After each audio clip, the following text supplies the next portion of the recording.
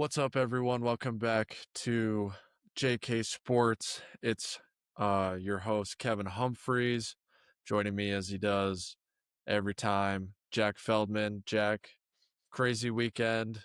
We recap college football. NFL was also crazy. Just had some crazy plays in playoff baseball. What's been your favorite thing from the past sports weekend? Oh man, there's been a lot, but just the game on Friday, the 15 inning game, I Right. thought that was a lot of fun to watch. I'm not a baseball fan, but I was locked in the whole time. So I thought that was the most electric game this past weekend.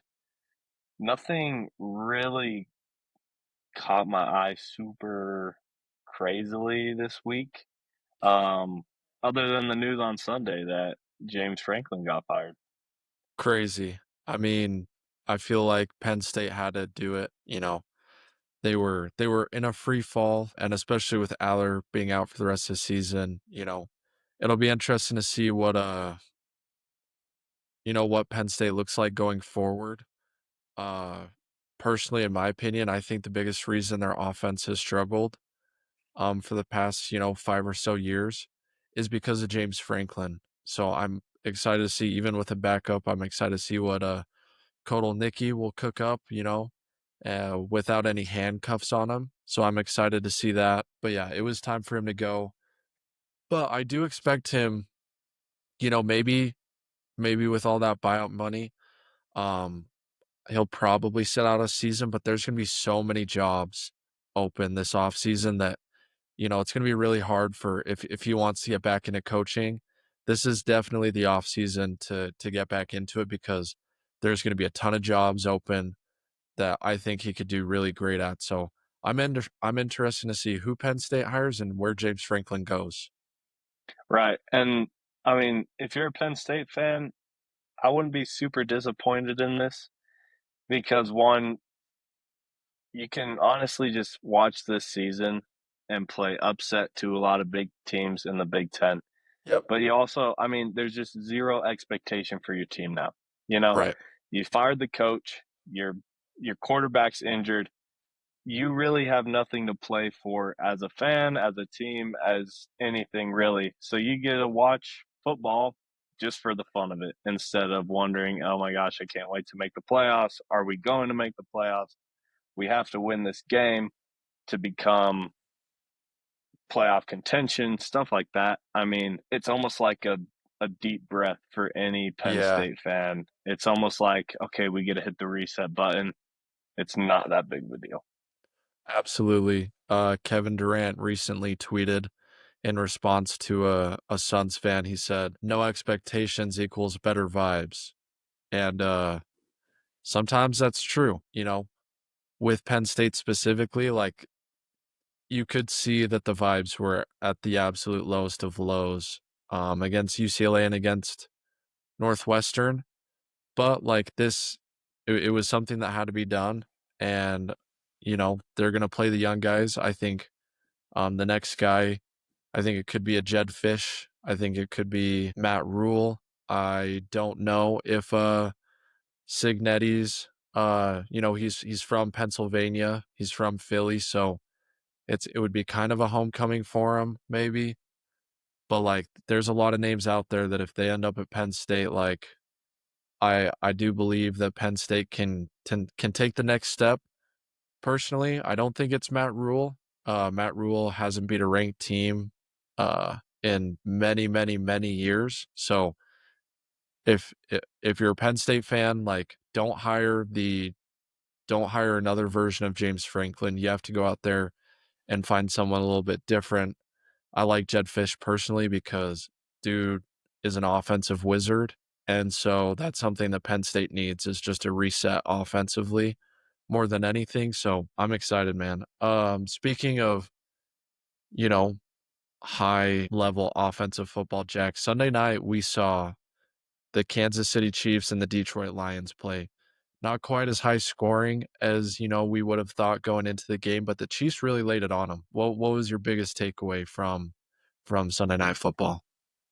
That is honestly my that's my takeaway is that score does not tell the whole story, in my opinion. I felt like the Chiefs just dominated on both sides of the ball. They made the Lions offense look human again after 4 weeks of not looking human at all. But other than that, I mean, if you're a Chiefs fan, you're excited because Right, you get Rashee Rice back, you get your whole offense back. right. Worthy looks healthy. Yep, Kelsey looked amazing on right. Sunday Night Football. I mean, all in all, if you're a Chiefs fan, you've got to be thinking, hey, we're still here. We're still the dynasty of the NFL, so we're here to play. 100%. And, especially, seeing the Bills lose, seeing the Ravens Right. lose another game. The Bengals are basically dead in the water. Really, your competition and, like, the Chargers dropped a couple before having the game-winning field goal against the Dolphins, right? You're really just looking at your division like that's your competition. If you can somehow, win your division, like, you're probably thinking to yourself, like, "We can probably win another Super Bowl."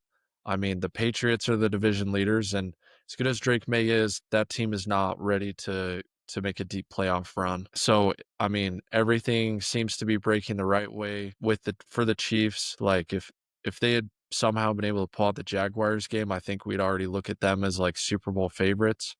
I think that's a few weeks away before we just accept our demise again and that the Chiefs are gonna win another Super Bowl. But yeah, they looked great. I mean, Patrick Mahomes, they're putting him under center and, like, doing play action stuff with him.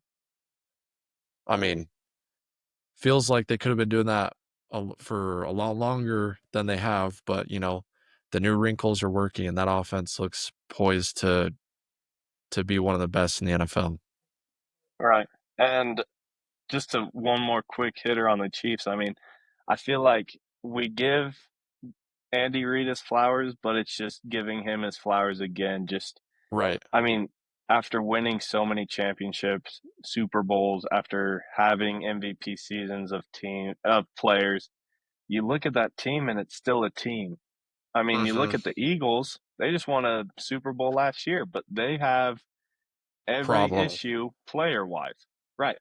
And so I look at the Chiefs, there's no issues. There's no personal agendas. They just want to go out and win. And I think that all starts with the head coach preparing the team weekly and understanding that no game matters except the game that we're preparing for this upcoming week. Yeah, if you had to choose, if you had to choose right now, is there a best team in the NFL right now? Because, I mean, like, we've seen I mean, despite how good we feel about the Chiefs, like, they have lost 3 games, like, that I mean, there's still reasons to be concerned overall, about what they've showed so far this season. Are you putting the Chiefs there, or is it, another sneaky team like, dare I say, the Tampa Bay Buccaneers, the Indianapolis Colts, potentially? Like, there's not a whole lot of one-loss teams in the NFL right now, and those one-loss teams also don't really feel like, world beaters either. And that's what I love about the NFL this year is we're not going to have a 10-0 team. We're going to have a bunch of 7-3 teams going into week 11. And that's the beauty of the NFL this year is there isn't a front runner. Right. Week by week, there's going to be a different front runner. For the first 4 weeks, it was the Bills. Then they dropped two. And Yep. then, oh, it's the 3-3 Chiefs. They looked amazing. Oh, it's Indiana Jones and the Colts. Oh, Baker Mayfield looks amazing. I mean, Right. there's probably a good 10 teams that could win a championship this year. Yeah, honestly, I think the list is it feels as long as it's been in a while just because, like, Mahomes and the Eagles, and the 49ers, it's really been those 3 teams, and obviously the Bills and the Ravens and the Rams are always, like, in their championship games or in the divisional round, right? But it's really just been that class of teams, but it feels like those teams have kinda taken a step back, And, like, we're seeing, like, Tampa Bay, Indianapolis, like, I think the Rams are still there. I think the Seahawks are trending towards being in that conversation. I mean, the Packers, we'll see this Sunday if they go out and, you know, give it to the Cardinals. I think they can be in that, but if they kinda play with their food like they have been over the first few weeks of the season, like, maybe I'm cooling off on them, but yeah, parity, I mean, in the NFL, it's great. It's, something that I hope continues for the rest of the season, except for the Cardinals. I hope it's like, at this point, I might be rooting for them to get the number 1 overall pick, so we'll You might we'll as well be.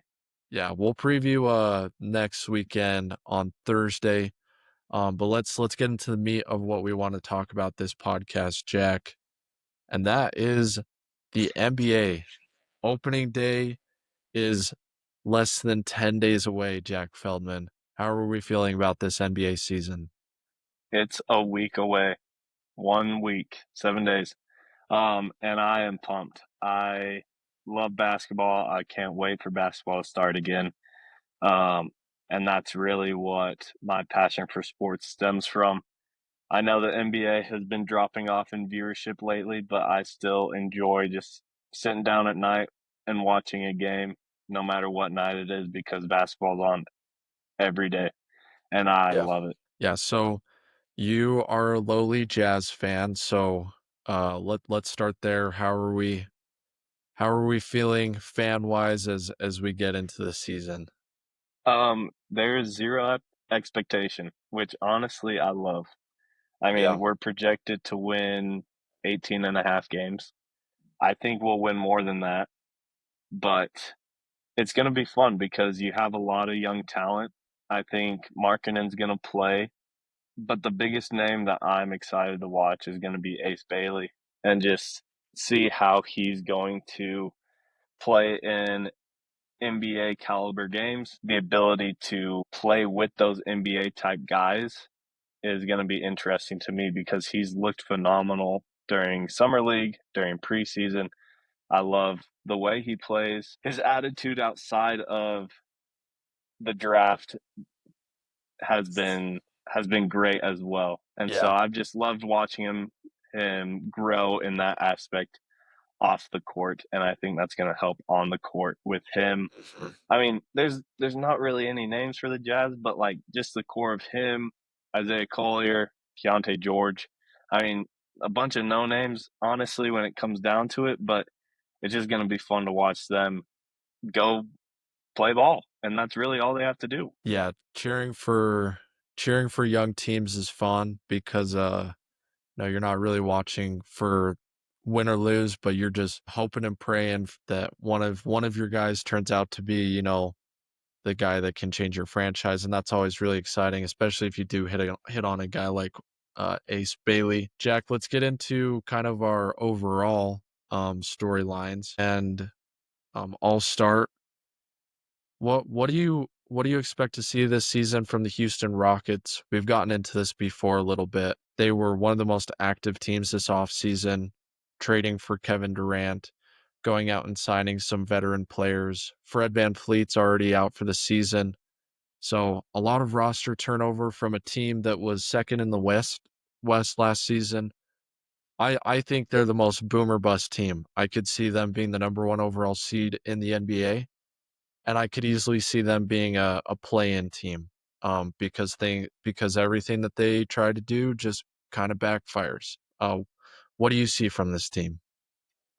Yeah, I mean, honestly, my first initial thought is I don't see this team not having a home court advantage in the first round of the playoffs. So Right. I think they'll finish between 1 and 4 in the West, which the West is loaded. But I mean, they finished second last year when I Mhm. thought the West was also loaded. And then you add a guy like Kevin Durant. And so I think they have the perfect mix of young talent, athletic talent, and then veteran leaders in Kevin Durant and even Fred VanVleet on the sideline. I mean, I think he's going to be able to coach up Reed Shepherd, having Fred VanVleet last year. to coach up Reed Shepherd was probably a massive thing for him as well. And Yeah. so I really do think this team can mesh really well together because you got a presence down low in Sengun. You got a score that can score at all three levels in Kevin Durant. You got the athletes in Amen Thompson, and then you got a point guard.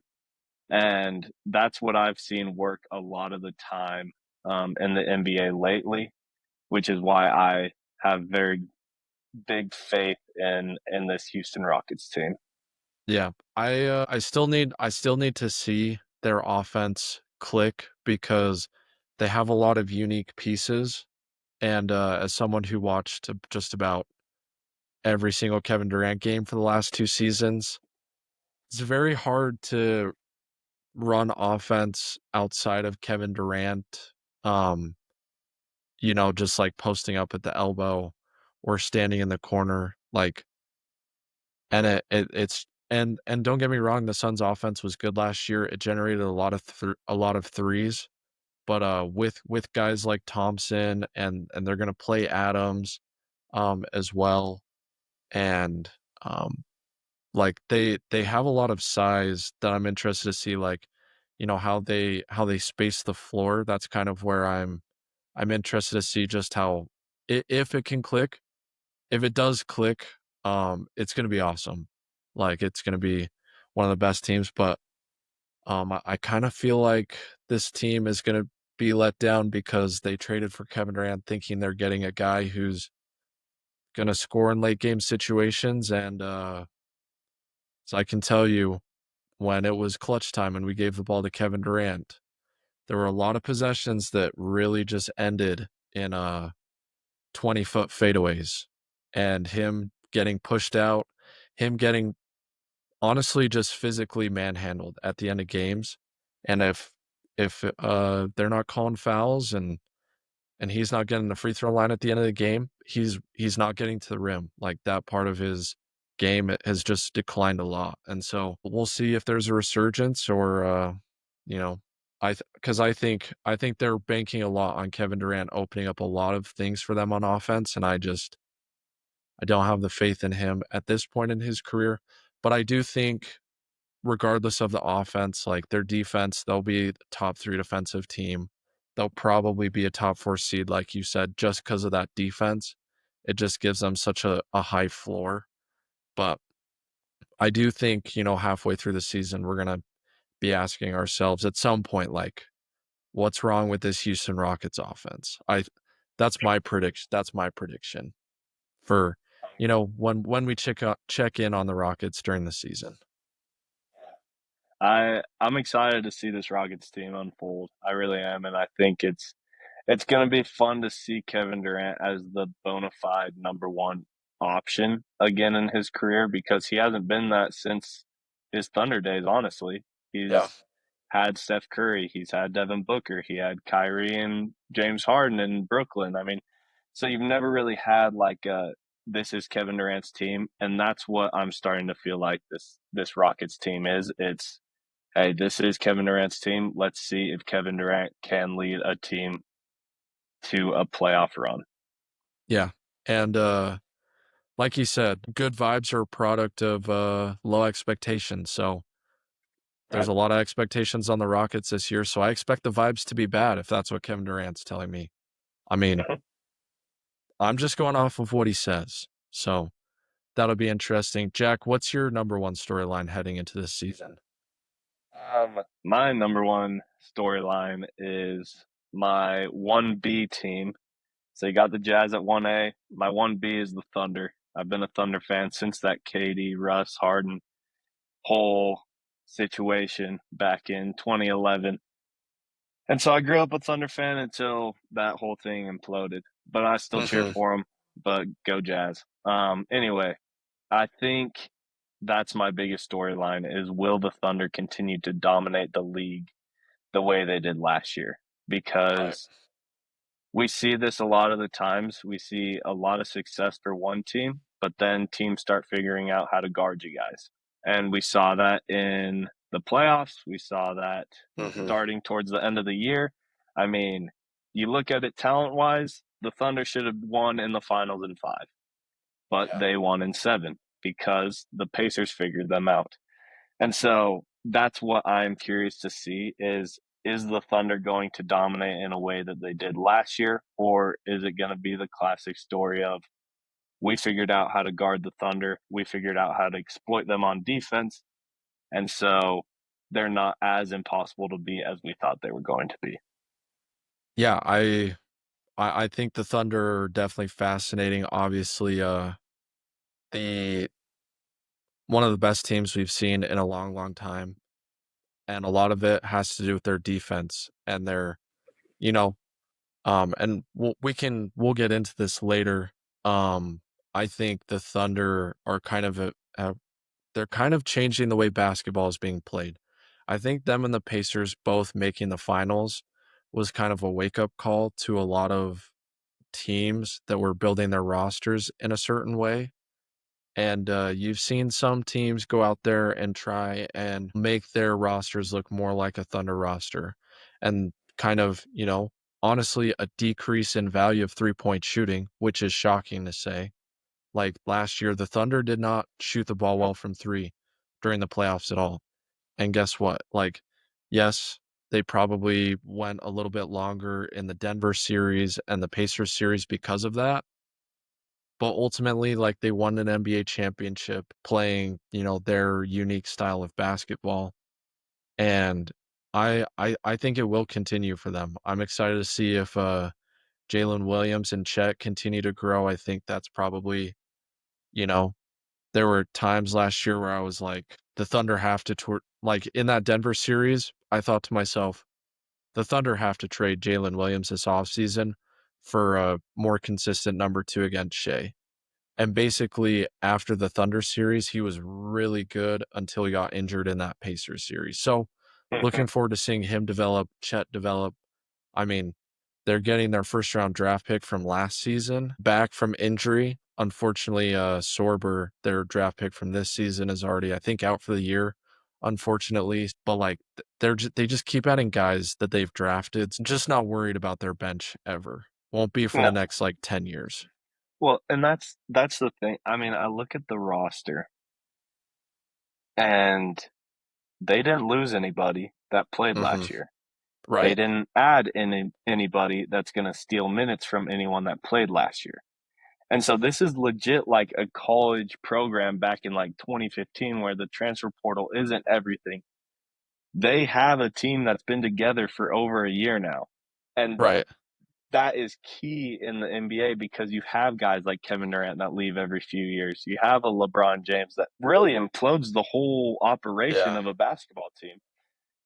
Even guys like Fred Van Vliet and De'Aaron Fox and any type of those guys that will go in and immediately start starting, like those guys can really mess up with the chemistry. And that the Mhm. Thunder don't have somebody like that or didn't lose somebody like that tells me that one, you have a really, really good basketball team, and two, the vibes are 120%. Like it's Yep. just through the roof. And Right. so that's why I think the Thunder are going to continue to dominate is due to that chemistry and due to you guys are just really good at basketball. Yeah, continuity's a super important thing, which leads me to my next storyline. I'm really fascinated with the Warriors. After the Jimmy Butler trade, they won like 75-80% of their games where Jimmy and Steph played for the rest of the season. They, they they got bounced in the playoffs. So I'm really looking forward to seeing is this is this Warriors team a true title contender because I think if Steph and Jimmy are both healthy, yes. I think they could be like a top 2 or 3 seed in the West, but I just don't know if they're going to stay healthy. Do you like the Warriors coming into the season or are you kind of I think I would fade them at this moment, yeah. but I've also learned to never fade Steph Curry. Mhm. And that's my only holdback because I look at the roster and I'm really not that impressed because Draymond Green isn't great. Yeah. I would not want him on my basketball team. You got guys like Brain Ponajensky. You got guys that can play basketball, but I'm like, is this a playoff team? I don't think it is. Is it even a 500 team? I don't know because all I see on this team is Steph and Jimmy Butler. Because you got Moses Moody, that's probably going to start. You got Draymond Green, that's going to start. And then you got Al Horford. Yeah. And I can't wrap my head around this team winning more than 43 games in a season with that starting lineup. But Mhm. again, you got the best shooter, best point guard in the world, and Steph Curry on your team. And so with him on your team, you can win 55 games. Yeah. So that's kind of where I'm at with the Warriors. I don't think I will probably put my money where they're probably a play-in team without home court advantage in that situation. Mhm. And that's where I'd probably put them at this moment. So you're not buying stock in that, like, Kuminga's back and maybe he's gonna fit in a little bit better than he has in the past? I just haven't seen it with him, and nothing has changed. I mean, I just don't think him and Steve Kerr mesh, Yeah. and that's why I don't think he's been playing. And so, as long as Steve Kerr is calling the shots, I don't see him getting a full opportunity. And when he does, all I see in Jonathan Kuminga is an athlete. I Yeah. mean, he can jump out of the gym, he gets rebounds, gets layups and dunks, but other than that, like, what does he really bring to the table? Right. Yeah. So I don't know. I just don't see it with the Warriors. Yeah. What's your, next, most interesting storyline? Um, it I'm gonna stay with the West, and I want to talk about how loaded this Western Conference is, and how many teams I think could honestly win a championship from the West, which is honestly all 8 teams that make the playoffs. In all honesty, Yeah. because you got the Lakers, you got the Clippers, you got even the Warriors. I mean, I don't think they will make the playoffs, but I mean, they're still going to make very competitive games. You got, okay, so we'll go teams that make the playoffs that I think can make a legit title run: Mhm. Lakers, Clippers, Nuggets, Timberwolves, Thunder, Rockets, Mavericks, Spurs. That's 8 teams. Do I Yeah. think, would I put money on any of those teams? I'd probably put money on the Thunder and the Nuggets, but I would not be surprised to see any of those teams in the finals come the end of the season. And I just think that's one of the biggest stories that is overlooked, is how many teams are in the West that can make that conference playoffs run. Mhm. It's just nuts. Yeah. I mean, like, I do think the West is good, but kind of the narrative that I've personally just not agreed with over the last few years is that the West is as deep as everyone thinks it is, to be honest. Like, I don't buy stock in the Timberwolves as a championship team. I know they've made the conference finals the last 2 seasons. I just don't think, as currently constructed, they didn't go out and improve at all this offseason. I just don't think will they make the playoffs? Yes, but, like, I just don't see Rudy Gobert being able to play consistently in playoff series for 4 straight series. I don't see that with Randall. We even saw it with Edwards last year, how he was very inconsistent still in the playoffs. Like, are they a good team? Yes. Will they win a lot of regular season games? I just don't see it for them. The Clippers, sure. I mean, but, like, have you looked at how old and how injury prone that roster is? And I love the Clippers going into the playoffs last season, but we saw James Harden screw it up.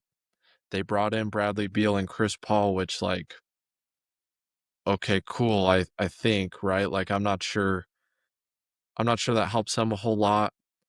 Kawhi finally made it through a playoff series without getting injured for the first time since, the finals run. Like, and then like you said with the Warriors, they're up and down. I think the Mavericks are unfortunately a year away with Kyrie. Like teams don't just like join together and immediately become title contenders. I think you have to play at least a season together before you truly become a title contender.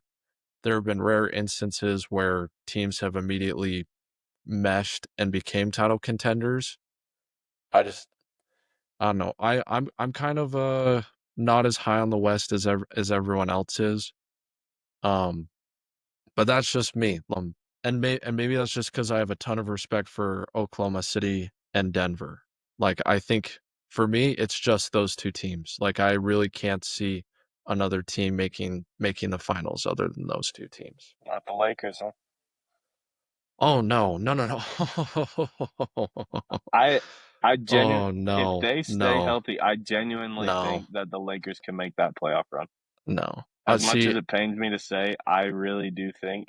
I mean, Luca brought the Mavs team to the finals right. that have their second option is Derek Lively. Hmm. And so that's my first thought is Yeah. okay, now he's on a team with Austin Reeves, Rui Hachimura, LeBron, DeAndre Ayton. You got guys like Marcus Smart coming off the bench, Hmm. Jared Vanderbilt if he stays healthy. Hmm. I mean, this team is a lot better than that Mavericks team that Luca was on, and that's why I put the Lakers in that whole situation as well. Because Hmm. yeah, when the Mavericks made the championship, no one really had them going that Yeah. far, you know, They were a and 5 seed. so right, and so that's where I think the Lakers are going to end up this year, and I wouldn't be surprised if they make a run. Yeah, so they have DeAndre Ayton on their team, Jack. I'm not sure if you're aware of that. He made the finals, Yeah, what it did he wasn't not? because of him. And that was a It, Deon that was pre-money DeAndre Ayton. DeAndre That Ayton was is a great center still. Just because he that sucked, is that is not true. That is not okay, true. He is that not a is good center anymore. he is. He's not a good center. He's That is not. crazy. He's not.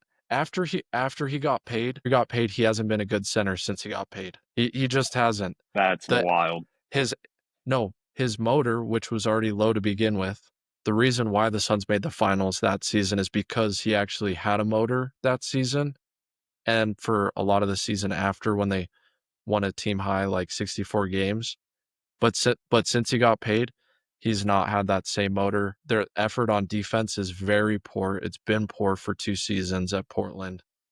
And I just don't think that a team with DeAndre Ayton as their starting center can beat some of these really good teams in the West. Not only that, and I'll get in, and this is really my next storyline. The biggest thing I've seen in the NBA over the last couple of seasons is the if you're able to play a disruptive defensive style, I think that's the most crucial thing to success in the NBA now. So you look at the Pacers, you look at the Thunder, you look at that Mavs team, which outside of Luca was the best defensive team in the NBA after they made the PJ Washington deal. And I think it's teams like that where they're super deep, they're super disruptive on defense, they're very athletic. I think those are the teams that win in the NBA now. And I think, we saw it last year with teams like the Suns. We saw it last year in the playoffs with Cleveland. If you're some of these more like finesse offensive scoring teams, I don't think that wins playoff basketball. I think it can win you 50 games in a regular season, but to truly compete for a championship, I think you have to have a roster of 9 to 10 guys who are very disruptive and athletic and can make multiple efforts defensively and do all of like the little stuff that I just don't see anyone on a team like the Lakers with that star power being able to do. That's fair. And this argument isn't saying that I think that the Lakers are going to make the conference Yeah. finals because I do not think that is true. Yeah. But I also wouldn't, that's kind of my whole storyline is the West is so deep that I would not Yeah. be surprised if 8 different teams are meeting up in the conference finals. Mhm. I mean, I just I'm still just thinking about DeAndre, and I'm sorry because that's just nuts. I mean, he's a double You're double you guy. No, okay, you're looking at numbers. You can't I I'm promise not you just looking at numbers. I was watching him in Portland when he was healthy last year. He was a good center. Like no. I would take him over probably half, if not Why 75% of if centers if he was so good, why were the Portland Trailblazers like, "Please leave our franchise"? because he didn't fit the system that they're building right now. He doesn't he That's doesn't that fit a doesn't have to do system. with anything with DeAndre Ayton. I think DeAndre Ayton is going to have a fabulous year with the Lakers because he is the center that they need to succeed. I think Luka and LeBron are gonna be so sick of Ayton halfway through the season that they're ready to That is crazy. run him back I run him think you back to the just have past Bahamas. trauma of DeAndre Ayton, and that's why you hate him No, so much. I think he's a stat compiler, and I don't think he plays winning basketball. All right. We will have this conversation in about 3 months. Probably sooner than that. Okay. Good. Then you can eat your Um, words. I promise. There's one thing in life that I'm certain about. It's DeAndre, and All right. We'll see. I promise you, it's DeAndre, and that's the man that you're. So I'm sorry, you're telling me that a guy who always settles for 15-foot pull-up jump shots, who is exposed time after time on the defensive end of the floor is the center you want for the Lakers? Like, I know he's gonna grab 10 rebounds and get I 12 mean, points, but, but what like center isn't exposed when he gets on the switch, when he is put into situations that he's not comfortable with? I mean, you see it with Rudy Gobert, who people say that he's a top 10 center in the league. You yeah. see it with a lot of guys that are uncomfortable because that's just their body frame, Yeah, you know? but it's the effort part, it's the ability to, like, run the defense, like, your starting center has to be able to, like, communicate and make sure that he's doing all the little things right, like, where his pickup points are, like, game plan wise, DeAndre Ayton doesn't follow a game plan. He just kinda, like, just exists, and that's gonna drive LeBron and Luka crazy because DeAndre Ayton's not gonna be where he's supposed to be on offense and on defense, and I so, mean, you definitely like have watched more Ayton than I have, so I cannot agree nor disagree with n that fact because you've watched them for 5 seasons. yeah. So, I mean, I can't really argue with you there because you've watched DeAndre Ayton a lot more than me. If But I just think he's going to do well with an all-star point guard and LeBron James on his team. if LeBron can do the CP3 thing where he actually gets him to play hard every single time and just play through mistakes, then yes, DeAndre Ayton can do that. But the only time Ayton ever showed that he was willing to do that was when he was trying to get his $150 million contract. Outside of that, Ayton's never put forth championship level effort outside of 2 seasons in Phoenix, which was the most frustrating part about him is because, like, I agree with you. Can he be a top 10, 15 center in the NBA? Absolutely. That's not what I'm questioning. I'm questioning everything here and nothing below his neck. That makes sense. Yeah. That makes sense. A couple more things. Boston's without Tatum. Indiana's without Halliburton. Do you see an Eastern Conference front runner this season? Not really. Other than, I mean, the Bucks only have Giannis. Yeah. If I had to pick a team right now to make the conference finals, it would probably be the Knicks and the Cavs meeting Yeah. up. I gave the nod to the Cavs just because I like their team a little better than the Knicks. I think they match up better. Um, and I really think that that type of roster is due for a championship run with Garland, Mitchell, Mobley, and Jared Allen. I mean, I really like that team, and I think it's time for Donovan Mitchell to prove that he can actually get it done in the playoffs. You mean get out of the second round? Exactly. And I think this year He's is the the new year Chris that he Paul, does that. baby. He's He's going to do it this year. yeah. See, I think I would probably pick the Cavs to be the number 1 seed in the Eastern Conference. What I consistently worry about with Cleveland is health. Like Jarrett Allen gets super banged up. Darius isn't starting the season. Donovan is always dealing with something in the playoffs. And now sometimes I think that's just, you know, Donovan fans saying, "Oh, like he's injured." So I think they're trying to explain away some of previous playoff choke jobs which he's had. Some of it I'll buy into. Some of it I think is just trying to protect his narrative. I don't really like I think he's a very good player. I don't see him as a and it's hard because outside of Giannis in the East, is there really a super like a championship superstar? Another team for you. Okay. And I totally forgot them. I think the Orlando Magic is going to make the conference finals this year. Okay. I love their team this year because they added Desmond Bain to it. And I Mhm. thought I was very high on the Magic last year, but they just could not stay healthy to save their lives. Right. This year, I think they stay healthy, and that's with Jalen Suggs, Bain, Franz Wagner, Paulo, and Wendell Carter. And then you got Tyus Jones off the bench. You got Tristan Silva off the bench. I mean, you just got a lot of guys. Anthony Black will cause disruption and stuff like that. So I Yep. really am high on this Magic team, and I would not be surprised one bit to see them in the actual finals this year. Yep. No, I 100% agree. My only concern with the Magic, they haven't had a better than top 20 offense in like 10 seasons. And their talent they have not had offensive talent. This is really the first year they've had it. Mhm. But I need to see something different other than like Franz and Palo, just ISOing all the time. Like Mosley, don't know how you still have a job. Your offense has been horrible to watch. It's pathetic, honestly.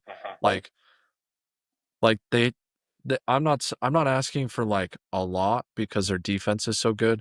I need you to be top half of the league good. That's that's what I'm asking for. I need to see late offense that isn't just like Franz and Paulo just like coming off of a screen at half court and trying to do something. Like I need more creativity from them. That's been kind of that's really what's holding me back from going all in on the Magic. I think 20 games in this season, if it's like, oh wow, the Magics have a top 10 offense, I think they could be the number 1 seed. Truly. Like they're kind of building them and like I talked about, the Magic are one of those teams where they're building around this identity of athleticism, defensive disruption. Now, the Thunder have Shea Gilgeous-Alexander and Jalen Williams, who are bucket-getting machines, and, I think Franz and Paolo can do that to a certain extent, but, like, that's the only thing keeping me back from going all in on them is just I've hated their offense for 10 years, and, I'm not gonna even with Desmond Bane, who I love, who I think is the most underrated player in the NBA, like, will he make a difference? Yes. But do they still need to do more than just Franz and Paulo hero ball, which is all it's been for the past couple Right. seasons? Yes. Like that's my big hang up with them. And I think that's why I like them so much is because Suggs was hurt all year. Their starting point guard. I'm really Right. high on Suggs. I think he's a phenomenal point guard that is also underrated. And then you add a guy like Desmond Bain who will probably get 15 to 20 for you. And so I really do like this Magic offense. But like you said, it all comes down to health because I really liked them last year, but Boncaro was hurt, Wagner was hurt, Jalen Suggs was hurt for most of the season. And so, Yep. like every other narrative, it always comes back to health. But if I had to pick Mhm. a team to meet the Thunder in the finals, I would just put it all in. I'll go with the Magic, honestly. Right. All right. We'll See, go for it right now. see, I think I'm taking the Knicks. I think Yeah. that's where I'm going That's as probably a far as safer one, honestly. it probably is. I would, and like I'll probably change the way I see it right now. The Knicks, they have all the pieces. Um, this is their year. I mean, they won't have a better chance of winning a championship for the next 10 years, honestly. I don't like trusting Cat. I don't like trusting small guards in the playoffs, which, Brunson has really kind of shed that narrative for the most part. Like he doesn't have these like big playoff collapses that we've seen from other Right. small guards. Do you know Jalen Brunson's all-time record against Donovan Mitchell in the playoffs? Probably like 8-2. Yeah, I know he's won three. I think he's won three series and Donovan's won zero. Amount of times that they've played in the playoffs.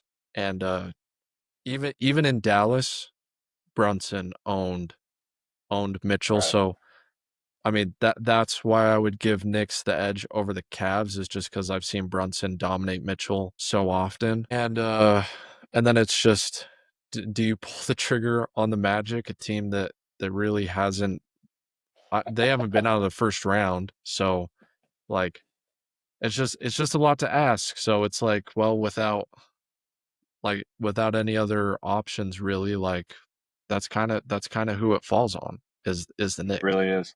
I feel like it is a three horse race, and honestly, you can easily convince me that it's a two man race with the Cavs and the Knicks, with the Knicks at the front runner. With Right. all the injuries in the East, I mean, it really is the Knicks' year to lose. But knowing the Knicks, they're gonna lose it. Yeah. Probably. They'll probably lose in a super heartbreaking way, which is it's fun to watch Knicks fans It win is. and then get the rug pulled out from underneath their feet. It's pretty awesome. Um let's get into some fantasy advice. Probably in the next 10 days everyone's going to be doing their fantasy drafts. Good luck to you. NBA fantasy, not as bad as baseball, but NBA fantasy is a friggin' It's a long. gauntlet. Yeah, it'll try you, it'll test you. You're going to be up way too late on the waiver wire trying to pick up uh oh, who knows. It always feels like DeLon Wright for me is like, oh man, DeLon Wright, he had a good week last week. I think I'm gonna pick him up. So last year it was Klay Thompson that was the Uh, waiver guy. yeah, So there is always guys like that. But but yeah, let's get um into let's get into some fantasy talk. yeah, so I'm getting ready for my draft. It's gonna be on Sunday. Put a little money in it. So I've been doing some research, and if your top four doesn't look like this in this specific order, it's got to be Jokic as the one. I mean, he just points, rebounds, He assists. averages a triple He does double. everything. He Yep. does everything. My number two would be SGA, just due to the young core, how the Mm-hmm. offense is literally in his hand at every time. I mean, he's Yeah. gonna average probably close to 33 points a game again. But honestly, after Jokic, any of these three guys will go next. It's SGA, Wemby, or Giannis, all Yep. for the same reason. I mean, the offense is going to run through all three of those guys. Giannis is the only Mm-hmm. guy in Milwaukee now. And so he's the type of guy that will just go out and average 40 points a game this season Mm-hmm. if he has to, because it's Giannis and he just loves the game of basketball, brings it every night. And so it's really toss up in those next three, but then it's really everyone else in my opinion, and it just becomes chaos. If you have a late round pick, I would look at getting Cade Cunningham. I think he's going to Mm-hmm. be very good this year as well. Yep. But that's kind of what I look at in the first round. Um, do you have any thoughts with that? I think some back half of the first round guys, like if it's really skinny Luca this season, I think Luca is right in the conversation with the top pick. I think he's probably the one other guy this season that has a chance at averaging a triple double outside of Jokic, but there are a lot of injury concerns with him. Like, you know, he's always due to just get a calf strain and miss a month of the season. Like he's done that, like 2 out of the past 3 years. And so there's always that risk, but Luka's definitely a guy that I'm buying stock in. A guy that I think will really, really surprise people this year.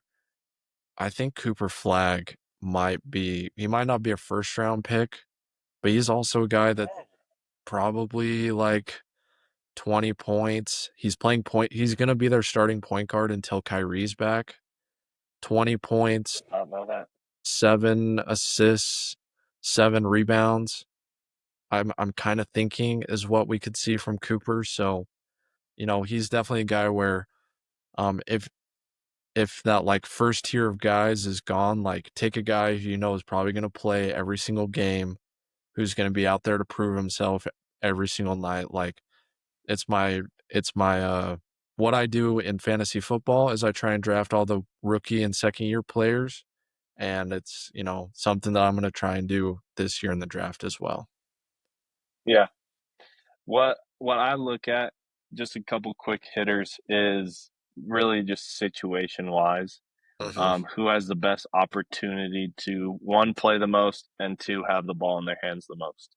Yeah. And so guys like maybe Austin Reeves is someone who I'd fade due to the fact Mhm. that he has LeBron and Luka on his team. So these next few guys are guys that I think their situation this year is going to help them significantly because they're going to have the ball more in their hands. So my first guy, again, super quick hit, it's going to be Derek White. I think his opportunity in Boston this year is going to be through the roof. Another guy due to injury is going to be Andrew Nemhard. I think you can get him at a pretty late round. I think around like 5 or 6 right now. Again, he's going to have the ball coming down every time. Miles Turner's off the team. You have Halliburton out for the season. So it's really him and Siakam running that whole Yep. offense. And then the last guy is Kevin Porter Jr., and that's my biggest sleeper. Probably a guy that you won't see coming off the board until your last round would be my guess. But again, his opportunity with the Bucks, I think, is something that I do not want to pass up in a later round just because of how offensively sound he is. He can bring a lot of star power to a team. And again, I mean, you lost like Damian Lillard. You added Miles Turner, but I mean, it's not going to change anything for Kevin Porter. And then you got Giannis. And so Yep. I think Kevin Porter is going to be the biggest sleeper this year. So in your last round, if you want to take a gamble, which I mean, the last round isn't much of a gamble anyway, I would go after Kevin Porter Jr. All right. Just as far as like sleeper guys, there's I don't really know what guy, but I think there's a few teams where it's just going to be offensive track mates. I think the Kings, looking at taking Sabonis, is always a really good play. You look at the Pelicans, like look at a guy like Jordan Poole who might be trying to come in and prove himself. I think he has big opportunity there, given kind of what Zion's going through. Jack, the Charlotte Hornets have a lot of appetizing fantasy guys on their team. LaMelo always puts up big numbers if he's not injured. That's always the big question with him. But like I think I kind of like a lot of the pieces that the Hornets have as far as like, I don't know if they're going to win, but guys that I definitely can see putting up numbers. So Miles that Bridges is a big name. yeah, Miles Bridges Mm-hmm. I think is big. And let's see if there's anyone else out there. Let's see. I have no idea who on the Heat is going to be good this year, but I think there's going to be like, does Tyler Hero take 22 shots a game this season? Like, is he It's going to be him worth and a Bam. little high gamble? I'd Right. gamble Yeah. high on Like, him because it's honestly, oh, they did add Norman Powell, didn't yeah. they? Yeah. Yeah, they So did, but like Norman doesn't really handle the ball. Like he's the movement guy. yeah, the Hugh would be a good one. Tyler Hero is a big name that I would look at. Again, he's been He kind hurt of on feels and Zach off. Lavine, He does. like Yep. like the high like Zach Lavine years where he was getting you like 60 fantasy points a game. Yeah, That's kind of who Tyler Hero feels like to me. that is true. That's a good Won't get you many comparison. assists, but he's gonna put the ball in the bucket. So I do like that's about it. RJ Barrett for the Raptors as well. Oh, I okay. mean, we're just throwing out every name in the NBA at this point. That's true. But it's not like we're just like it's not It's like true. we're just going like the top 20 of MVP or anything Oh like yeah, I that. think Anthony Edwards is going to be pretty good this year. Yeah, right? Okay. Let's to wrap up this show, let's get into our NBA awards.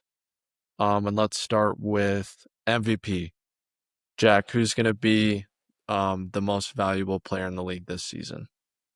Yeah, I mean, I think we can hit these pretty quick to wrap it up. It's going to be Jokic for me, just because I think he's going to be the best player. He was the best player last year. I give it to He's been the best SGA. he's been the best player since 2020. He really has been. And so I think they're going to give him his flowers this year, give him what he deserves, and that's another MVP, and make it four for his. My MVP pick, I think the safest bet is Jokic. It always is the Mhm. safest bet. It will be.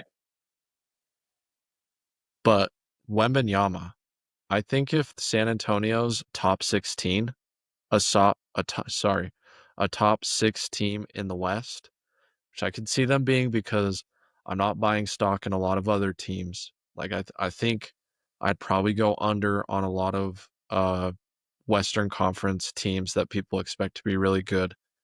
But if San Antonio is a top 16, I think the hype around Wembanyama will get him the MVP because they'll say, "Oh, you're most likely going to win Defensive Player of the Year. You're going to average 24, 10, and 6 or whatever, and be the best defender in the world." So Wembanyama's my pick, not because he's the best player, which he definitely is one of the top like 5 to 10 players in the NBA, but just because of the narrative. I think the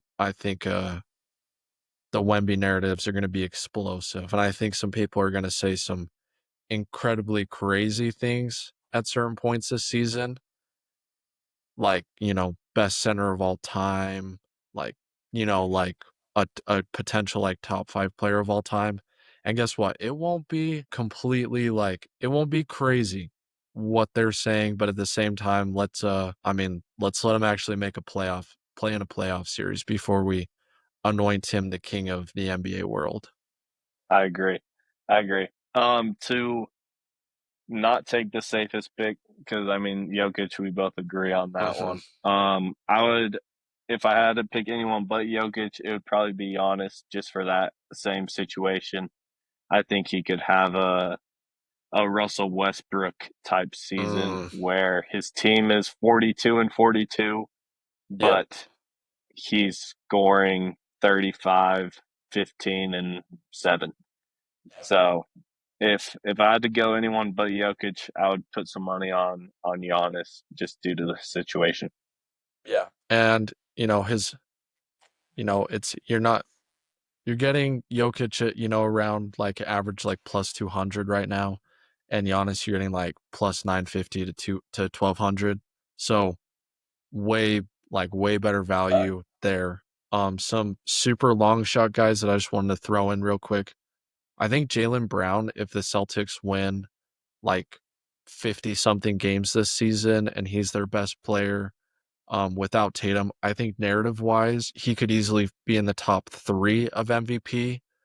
Obviously, for him to win it, you probably need, like, Jokic to miss, like, 30 games this season with an injury, and SGA to kind of just have, like, a and it sounds crazy, but like a pedestrian, like, 28 points, like, 6 assists, 5 rebound, where, like, all the other guys on the Thunder are so good that he kind of takes a step back from where he's been.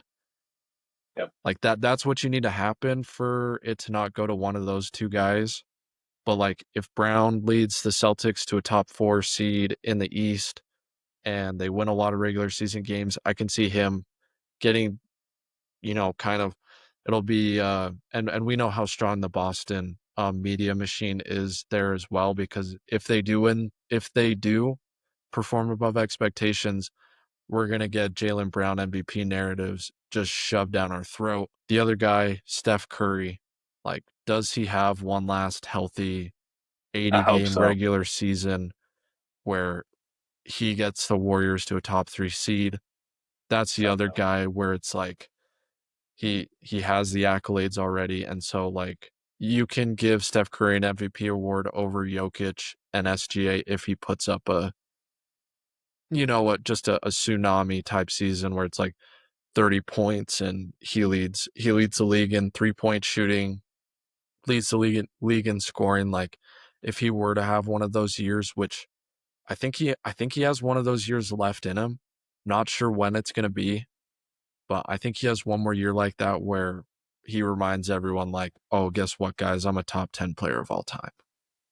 Yeah, that'd be sick. I hope so. Let's get to Rookie of the Year. Cooper Flag is the heavy, heavy favorite to win. That's where I'm going. Jack, are you gonna go against the grain here? I am indeed, and I am not saying this just to be different. I truly do think that Ace Bailey is going to take home the Rookie of the Year award just due to situation. I think Cooper Flag is in a loaded Mavericks team with D'Angelo Russell, Klay Thompson, Anthony Davis, Derek Lively, Gafford. There's a lot of guys, Najee Marshall, even. So there's a lot of guys on this team, a lot of veteran guys. And so that's why I don't think Cooper Flag's going to get the nod, is because there's a lot of different pieces that is going to take a lot of the ball, Mhm.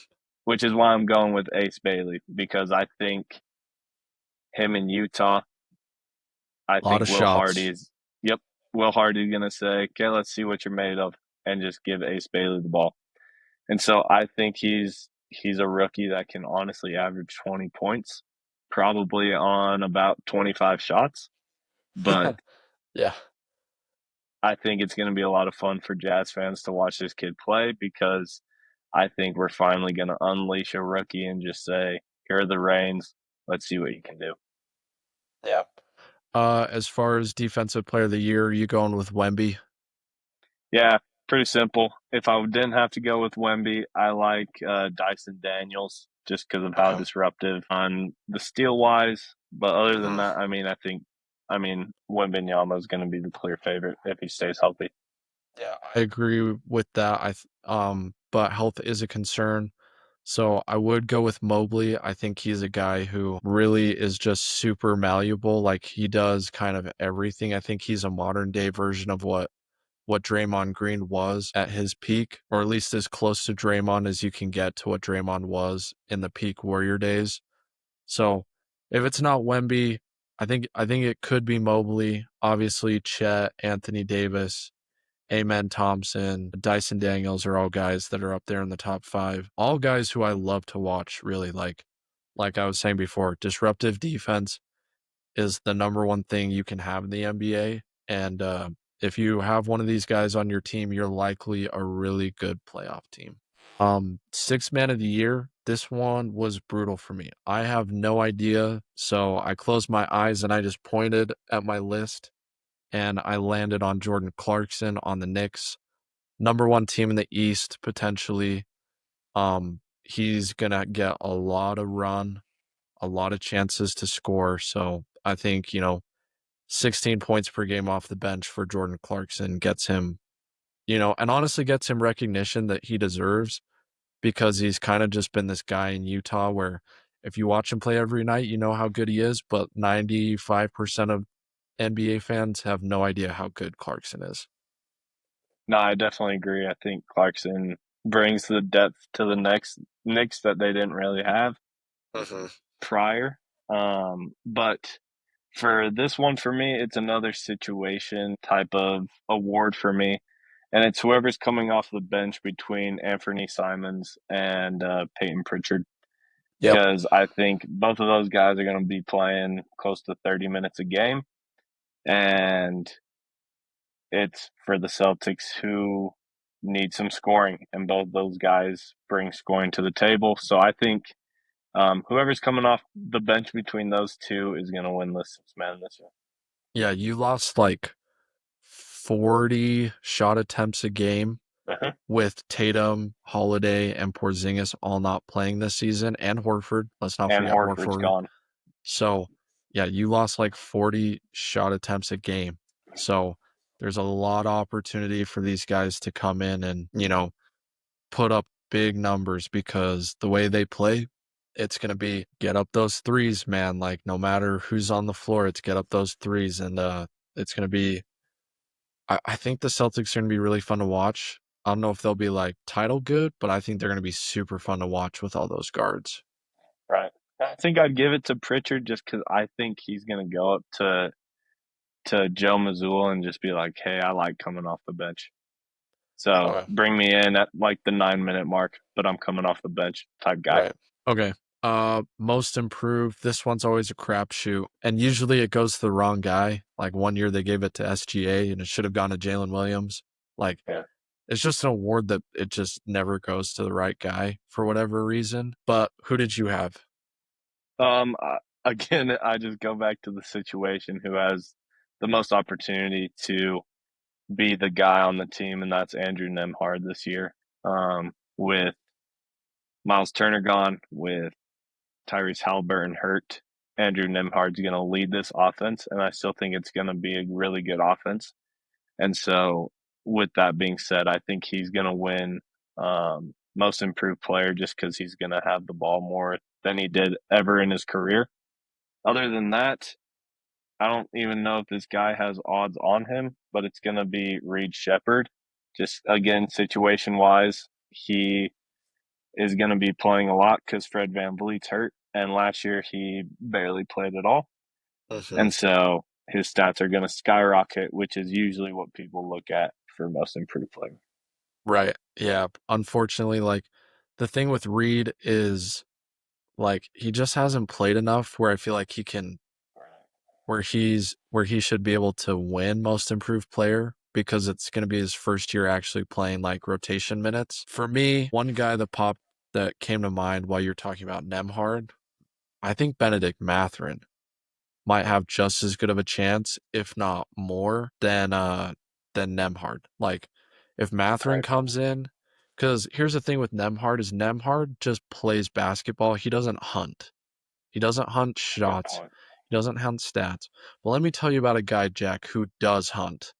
There's never been a shot that Mathurin hasn't liked in his life. And a guy like that with basically free reign this season to be able to do that without Halliburton, like that's a guy where I could see taking a big jump statistically, although not potentially not in terms of how good he is, which is why I don't think this guy's going to win it, but I just want to get on my soapbox about Jalen Green for a minute. I think Jalen Green really has an opportunity to take a big step forward this season. This is a guy who in Houston was put in really tough situations for his first two seasons. I mean, they had no structure. They had no head coach with a backbone. Then Udoka came. He and Udoka didn't clash very well, or I mean, didn't fit very well. I feel like Udoka was very frustrated with Green a lot, and Green was very frustrated with Udoka, kind of, you know, like moving him around and stuff. I think he's unfortunately one of those guys where he gave a lot of quotes this offseason about how I can be this player if I blank. And it's like, And it's not like not shoot the ball well, Jack. It's not anything like that. It's if I lock in, and it's like, okay, Jalen, like you're coming to a different situation. You're not going to be the leading shot taker because it's going to be Devin Booker, but we're still expecting you to play a role that you're built for, which is Devin Booker is going to pass you the ball and you're going to have an advantage to get to the rim, which he's never had before. Like Fred VanVleet was a good point guard, but teams weren't selling out on Fred VanVleet like they are going to be on Devin Booker, right? And so I think just he's going to be in a much better situation. It's going to put him in a position to make easier reads because guess what? People are like, yeah, Jalen Green makes terrible decisions. Well, guess what? When you go to the rim and you don't have good shooting around you and you can't kick it out to to a 3-point shooter, guess what your decisions are going to look like? Bad, right? But he's actually out there trying to make a play. I think it's going to be a little more open in Phoenix, and I think he's a guy that from beginning of the season to the end of the season can grow a lot. Playing next to a guy like Booker and learning from him, so I don't think it's going to show up statistically differently, but I think you can see a guy who was in a difficult situation for a young guy put in a better situation right now, and then kind of be a much better basketball player that you're like, oh yeah, he's not just this empty stats guy. So For sure. that's kind No, of I my definitely soapbox. agree. I love it. But yeah, that's the hardest one to pick. He won't win it, um, unless the Suns make the playoffs, which is not going to happen. But he's not going to win it. But I will say that's a guy that I'm excited to see. And there's other guys around the league that I'm excited to see as well. I agree. Coach of the year, um, I'm going with Missoula. I think the Celtics are going to win. You know, they're projected to win about 40 games this season, give or take a game. And I think they're going to be at 50 wins. So I think he's the coach that outperforms expectations the most this season, and he's going to get it. That's yeah.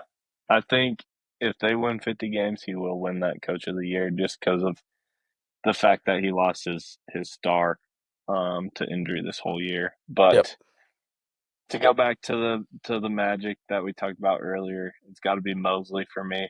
I think Orlando is going to be a top three seed in the East this year, and because of that, I think Mosley's going to get the nod for that because he's going to make the most jump, in my opinion, ranking wise.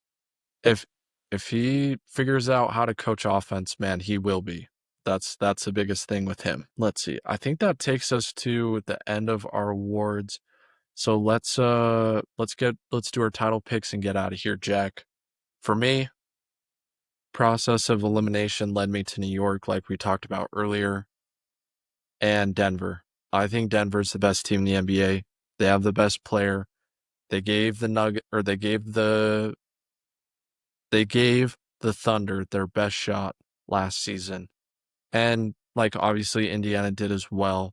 But I really think the Thunder adding Cam Johnson, getting Bruce Brown back, Christian Brown is a guy that I have really enjoyed watching over the last few years, and he just gets better and better.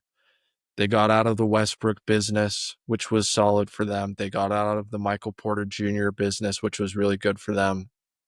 I like Denver. I think they're going to win another championship because honestly, I can't see Jokic only winning one championship ring this decade. And this is the year. The East is down. In my opinion, their biggest competition is the Thunder, and they're a lot better than every other team in the NBA outside of the Thunder. So for me, it's Denver. Yeah, for me, it's the opposite. I think it's going to be the Thunder taking on the Magic. But I picked the Thunder because the average age for them is 24 ish, Yep. and they have the experience. And so Yep. they're young with the experience. They're coming off a title, they're hungry, the vibes are immaculate. They didn't lose any key pieces, they didn't gain any key pieces, and that's why I'm taking the Thunder. It's as simple as it gets, honestly, in my mind, just because of those aspects. You don't Yep. have any declining superstars. You only have ascending superstars with that Mhm. team. And then the Magic, I mean, I might as well just hop on the train early. I I think the Magic have the pieces to go try to beat the Thunder in the finals. I don't think they'll end up getting it done. I think the Thunder go back to back, but I think it is a two-man race with the Magic and the Knicks come playoff time. Yep. All right. That's our NBA preview, Jack. Is there anything else NBA wise that we need to hit on our way out? No, go Jazz, Mm. Go Suns. go They Thunder. were projected they were simulated to win 40 games this season, which is what I've been trying to tell people. I'm picking the under. You're going under 31 and a half. 31 and a half? No, 40, yes. Okay. Yeah, I think they're 38 to 40 wins. That's I that's was my guess. thinking like 33 to 35. I don't know if I don't think that's worth a bet, but maybe it is. We'll have to come up with something. The Jazz win more than 20 games. I will kind of be surprised, They'll win honestly. more than 20. Yeah, well, let's see. If they trade Markkinen, they're not winning more than 20. They'll somehow find 20 games, surely. I mean, potentially. But Lakers are going to miss the playoffs. That's my other bold prediction. I think they're a playing team and they'll lose in the play-in. That's my bold That's prediction. fair. Could be very wrong. I mean, that's what bold predictions are. They're takes that I wish to happen that will probably not happen. So, My bold take is Lakers get to the conference finals then. okay. See, now that's a bet that I can get behind. That's a bet that we can get behind. All right, Jack. I'll see you next time on JK Sports. Follow us on YouTube, Instagram, Twitter, TikTok. Jack, one more thing that we have to hit. BYU Utah. We'll preview that game more in depth next show. But give me your early thoughts right now. My early thoughts for that game is going to be it's going to be one in the trenches, and whoever is able to push the other line farther out is going to win this game. Yep. Because last week we saw that BYU struggles to get to the pass, and Utah has one of the best pass rushing offenses in the nation. They don't get they don't let anyone get to Dampier, and BYU stinks at it. And so if BYU is able to get to Dampier and disrupt plays, then they're going to have a chance. If they're not getting to Dampier at all, I don't see them coming close in this game. Same thing with the other way around. BYU is a great rushing team. Utah's defense has allowed the rush decently well this year. And so it all comes down to who wants it more, which is usually how it ends up in the Holy War is who wants it more, who's going to be able to push the other team around more. And I believe that's going to be BYU in the end, just due to the fact that they are at home, they're playing at night, they are undefeated, and they know that if they win this game, that they will be playing in the Big 12 championship. Yep. It's a big game for both teams. It feels like a Big 12 elimination game, which ultimately is a playoff elimination game for these two teams. So it's more than just a rivalry this weekend that's at stake.